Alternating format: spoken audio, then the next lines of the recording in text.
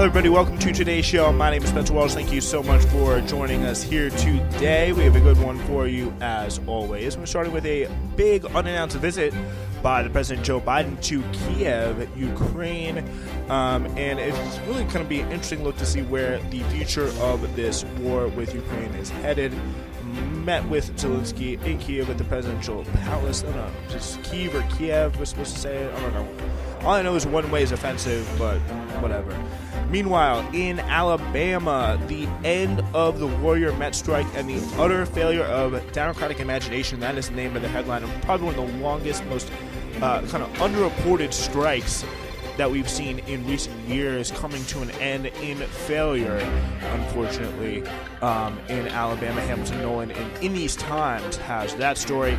Meanwhile, in the lever, David Sorota's magazine added again has Biden in the Justice Department backing Norfolk Southern's bid to block lawsuits for, challenging their negligence around the train derailment. Meanwhile, in Philadelphia, Starbucks workers have just won another victory against their boss. Is going to end on that little bit positive note for today's show. Got to go for you as always. We're getting up to 670 episodes here today. Welcome to Newsflash.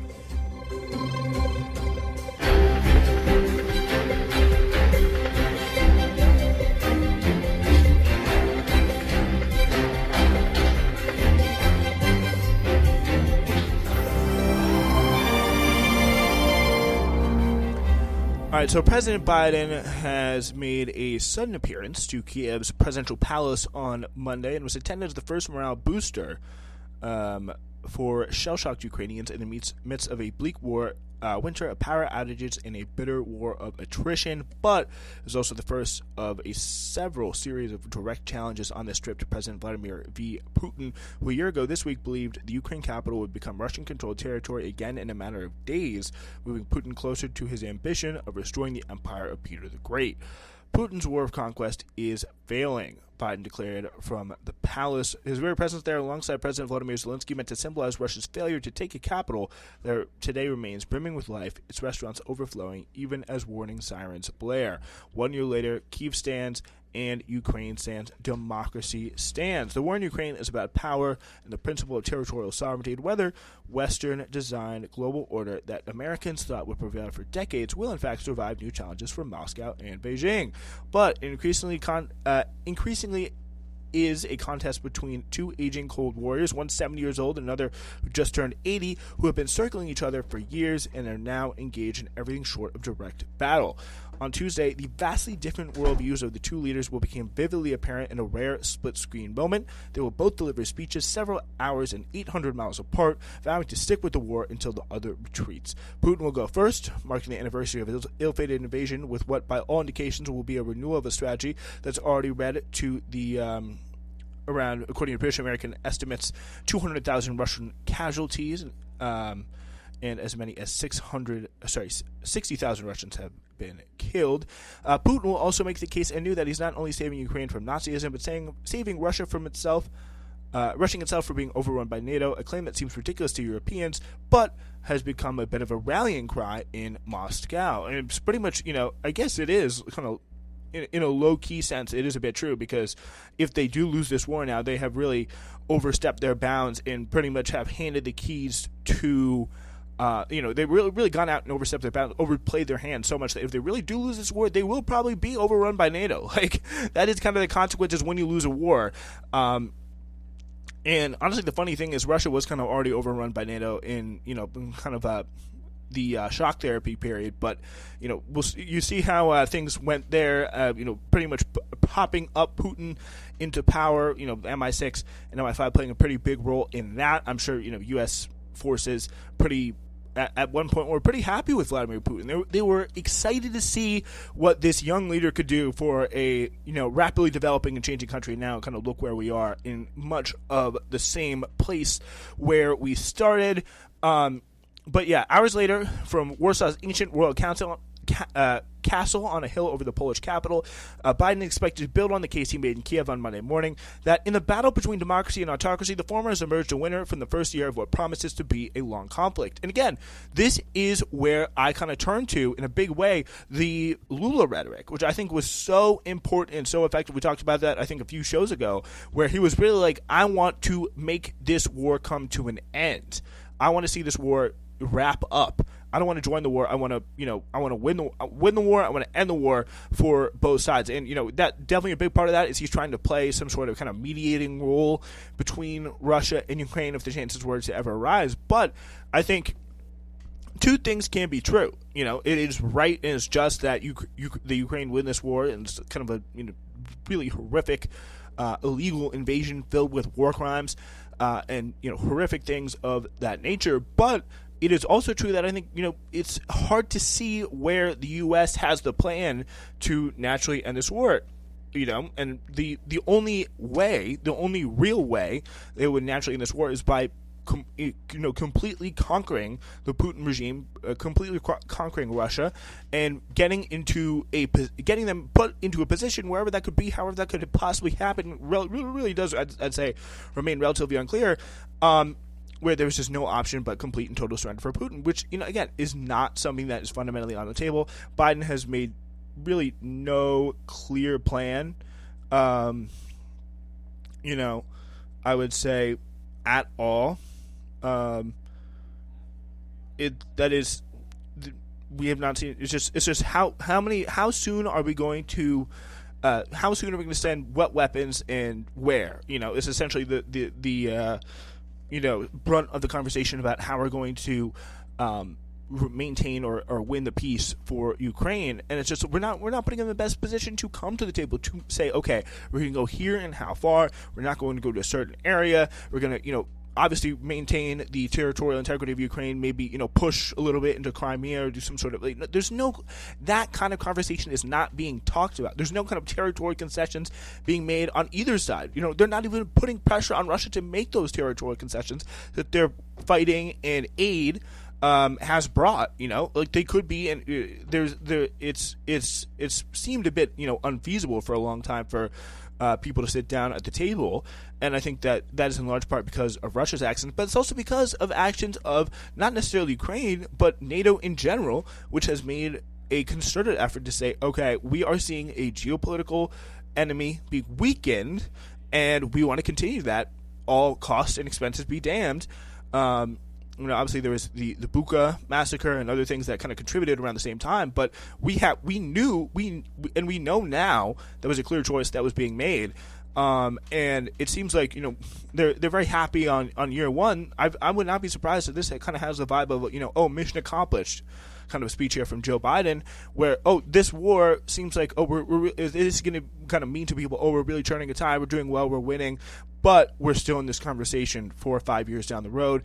And that's kind of being generous, So it seems like it can go down a very worrying road here because there's really no plan for peace. Just like Afghanistan, just like all the other kind of endless wars we've been in. This, what we're fighting, the contribution here, and I think it's very easy for this war to have a purpose. It's very easy for it to have a clear goal, but that has not been defined by Zelensky. It's not been defined by any major figure on the Ukrainian side.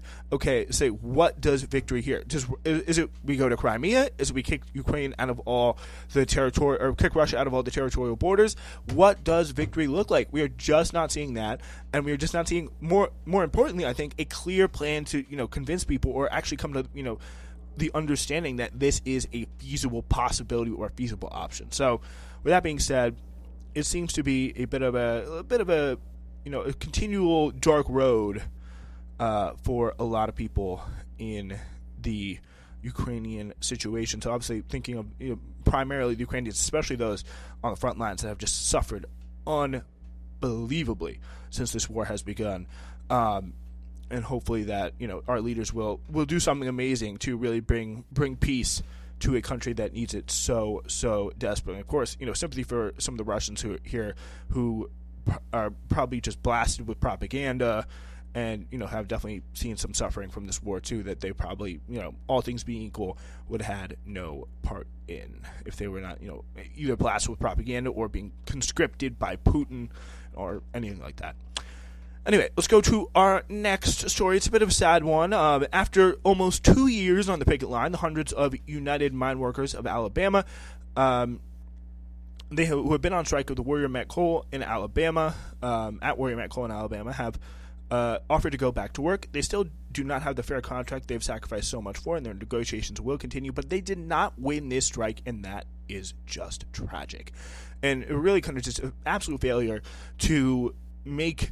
And I think this is where kind of the Hamilton's kind of getting to the Hamilton Nolan here again reporting in these times.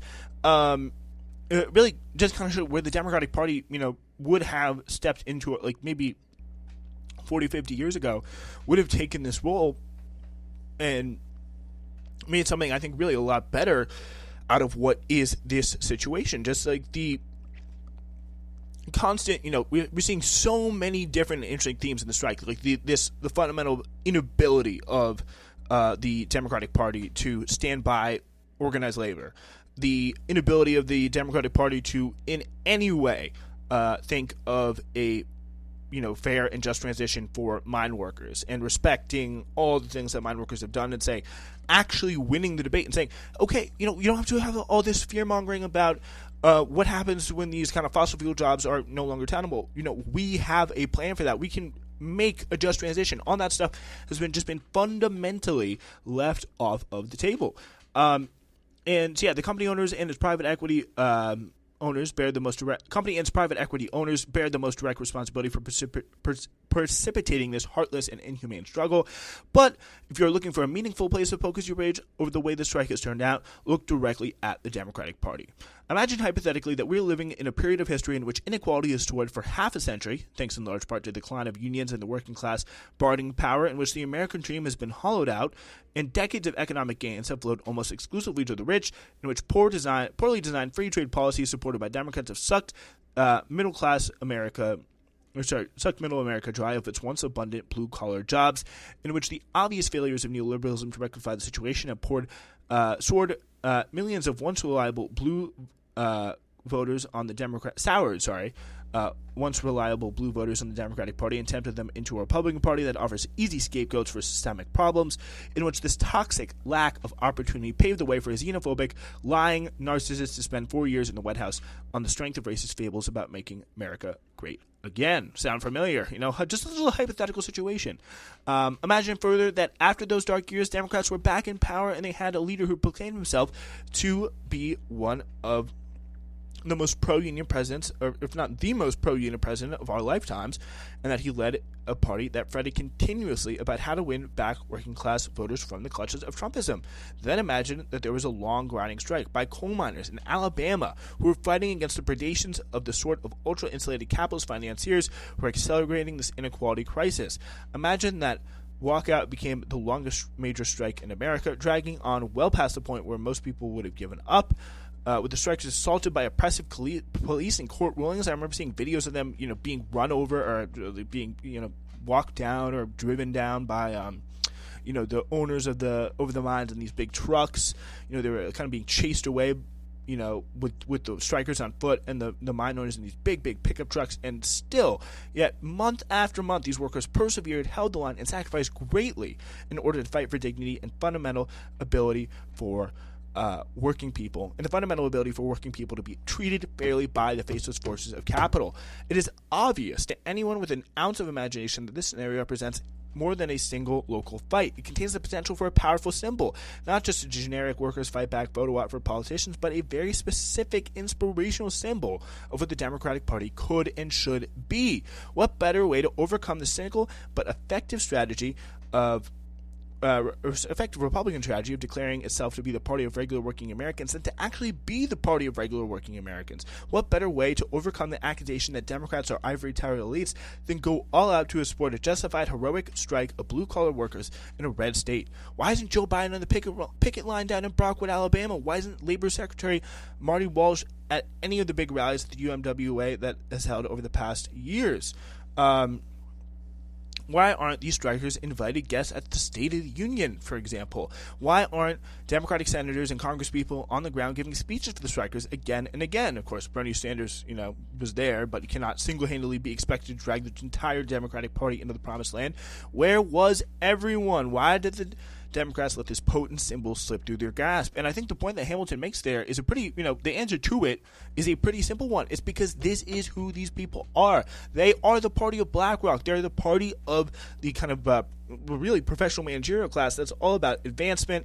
It's all about, getting yourself to the next best level of power, getting yourself to, a more advanced and more, solid footing, all while, completely forsaking any sort of real organized labor, any sort of, political organization outside the Democratic Party, and saying, oh no, it's all about kind of doing it yourself, and really, frankly, ignoring a lot of the ways that anyone could have been made fundamentally and long-term successful in a secure political arrangement. So yeah, it really is kind of tough to see here in the least, and definitely some of the kind of the opportunity. If you really look at like it really is kind of another world. You have to squint so hard to imagine the Democratic Party in a significant way, like supporting this strike of all the strikes. Like maybe they'd support, a strike at like a consulting shop or something like that. They'd support, a strike at McKinsey, if that were to ever happen, which obviously it would never happen because that's kind of a oxymoron. Like McKinsey are the people that break the strikes, not support them. But it is, it would have been to imagine that happening, to imagine like Joe Biden inviting some of the leaders of the UMWA to the State of the Union. It just seems so antithetical because we know, and we have seen time and time again, the Democratic Party is not interested in doing that kind of fundamental change, doing that kind of, bringing people in labor into the circle and saying that, you are an important part of our political struggle, an important part of the political message that we're going to want to put out, first and foremost. So we're going to make the face of, our political project, because it hasn't been that way for a very, very long time with the Democratic Party in this country.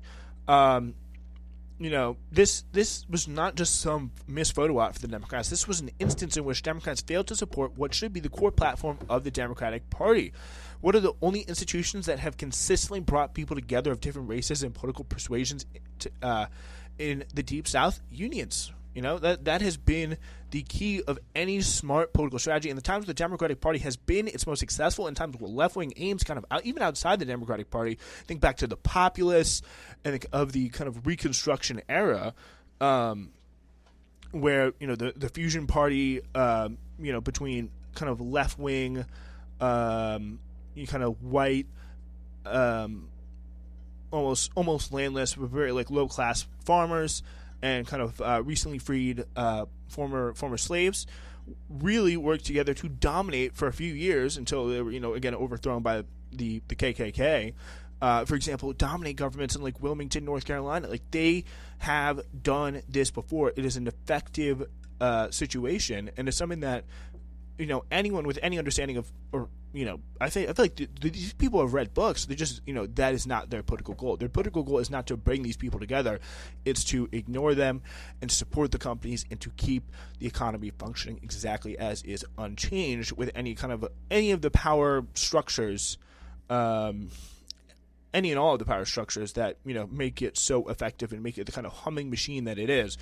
Just keep them completely unchanged, because that is the system that keeps the money flowing into their pockets. And if you really want to understand the Democratic Party, that is probably the most important step right there. My name is Spencer Walsh. This is the Spencer Walsh Radio Network, and if you're listening to one of our podcasts, whether it's Newsflash, Hidden History, The Spencer Walsh Show, or something else, ladies and gentlemen, we have one simple request of you. Please be sure to rate us, subscribe to us if you like us, and leave us a comment, because just like all of you, sometimes we need that feedback in our lives, good or bad. We want to hear what you have to say. So please do those steps, make SWRN content better. And thank you so much for listening.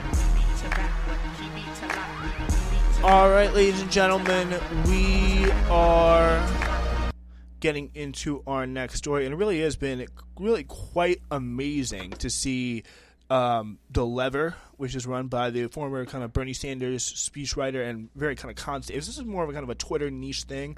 So if you're not really on the Twitter app as much as I am kind of obsessed with it, apologize a little bit. But David Sirota runs this website, Lever News, which he's obviously the former speechwriter, press secretary, whatever, for Bernie Sanders, who has a long history of really pissing a bunch of people, specifically Pete Buttigieg fans, off on Twitter. And all the articles he's written about the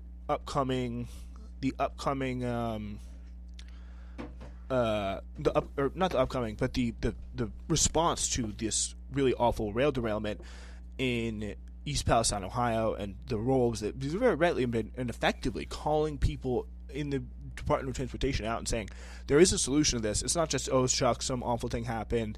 There is a solution to this. It's becoming a big problem, and the decisions that you guys, the Biden administration, Mayor Pete, have made, refusing to regulate and kind of letting the train companies get away with anything, that had a role in making this accident happen.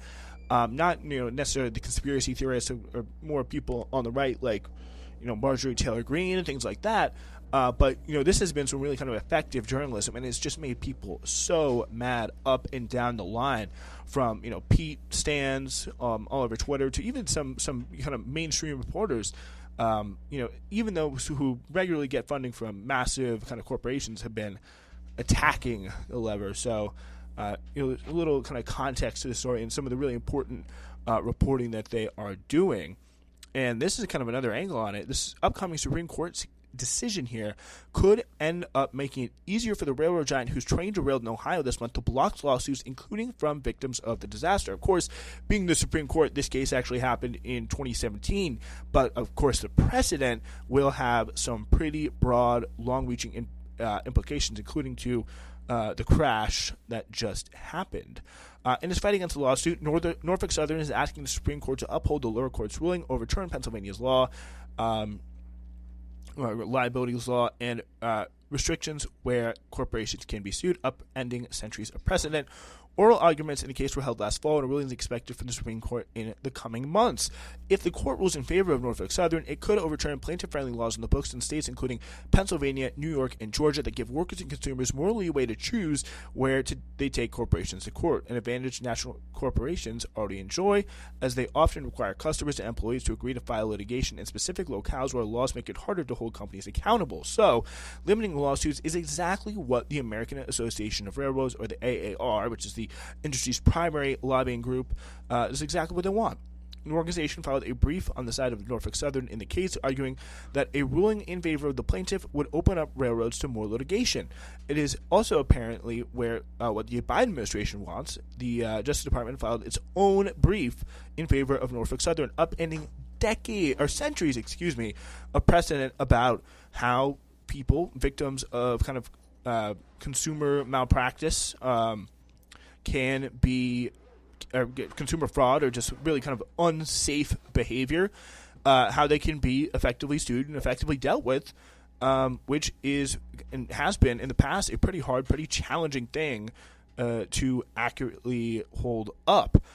So should Norfolk Southern prevail, the company could use a ruling to challenge other lawsuits on grounds they filed in the wrong venue, said Scott Nelson, an attorney with the Public Citizen Litigation Group, which filed a brief backing the plaintiff in the Pennsylvania case. Such a decision could affect lawsuits filed by residents exposed to hazardous chemicals as a result of accidents in other states, such as the East Palestine, Ohio derailment disaster, which occurred 5 miles west of the Pennsylvania state line. Norfolk Southern might say, oh, you can only sue us in Ohio or Virginia, where the Norfolk Southern, Norfolk Southern is headquartered. But even if you were injured at your home in Pennsylvania from an accident that took place 5 miles away in Ohio, because, there's a bunch of, nature and the way water travels, especially when it's toxic, doesn't necessarily care about state lines, even if the legal system does. In 2016, Norfolk Southern Carman Robert Mallory was diagnosed with colon cancer in a lawsuit filed the following year. Mallory alleged his illness resulted from exposure to asbestos and other toxic chemicals on the job, and the railroad failed to provide safety equipment and other steps to protect him.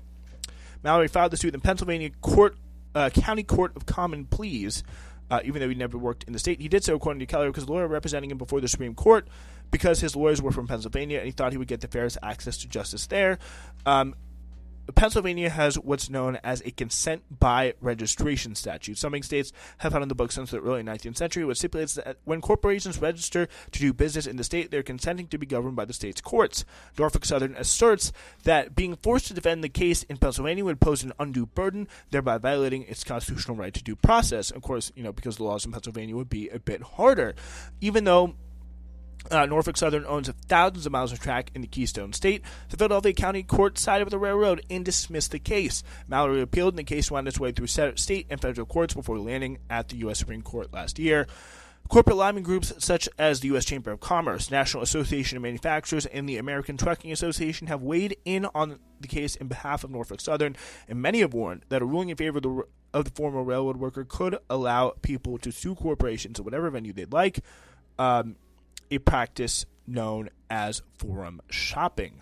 The AAR, the railroad lobby group of which Norfolk Southern is a member, used this argument to claim the railroad industry would be particularly victimized by a ruling in favor of the sickened worker. He filed a lawsuit under the Federal Employees Liability Act. Mallory, this guy who got colon cancer from asbestos on the job.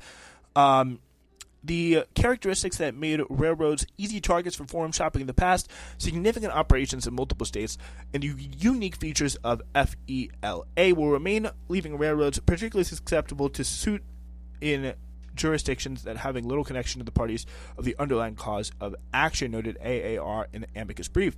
And again, this is another instance of just really something that if you look at just from Biden's, corporations are going to kind of corporation, almost to be a bit crass about it. Like they're going to do whatever they can to kind of rip you off, exploit you, not pay you what you deserve from the, asbestos and the cancer they expose you to. But this is just something that Democrat, Republican, just any sort of basic government should be stepping out for. Just saying, hey, I want to be able to sue the person who gave me cancer in a fair way in a court that in the state that I actually live in, I have lawyers in, and where the laws would be most suitable to me, because it is literally what corporations do and have done for quite a long time every single day.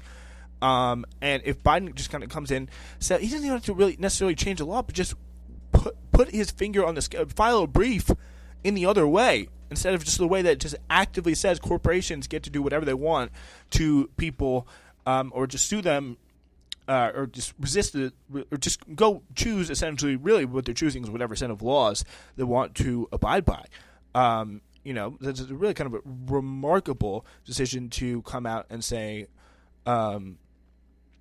just come out and say, you know what, this is a big thing, it's fair to do, instead of really just the opposite, just a blatantly unfair practice. Speaking of unfair practices, on Monday, the National Labor Relations Board ordered Starbucks to reinstate with back pay to Philadelphia workers that the company, valued at $123 billion, had recently fired. The pair of baristas had filed complaints with the NLRB, alleging that Starbucks fired them for trying to form a union, among other labor law violations. According to the NLRB, Tristan Bussiere and Eko Nowasaka and their co-workers began to organize in mid-2019 with the support of a labor organizer from 1PA, a regional nonprofit founded by the SEIU in 2011. In July of that year, workers in the store demonstrated to call for changes to working conditions, including the removal of their manager, more accountability on several forms of discrimination, and early implementation of a work standards regulation. After their store manager resigned, the pair continued to organize, and Starbucks monitored their social media. According to the NLRB, Starbucks officials were discussing the store on Broad Street and Washington Avenue in October and pledged to keep an even closer eye on workers. So this is kind of the released documents. The NLRB found that over the next few months, Starbucks engaged in multiple labor law violations, including threatening, interrogating, and surveilling employees, Yeah, so this is what, to organize a union, to do something that should be your right in this country, in this day and age. Like, they were being surveilled, harassed, all that kind of stuff by Starbucks, simply because they were doing what essentially should be a protected kind of democratic right in this country. All right, that is unfortunately all the time that we have for today. Trying to fit something in on Wednesday, but if not, we'll try and get a show out to you for sure on Friday.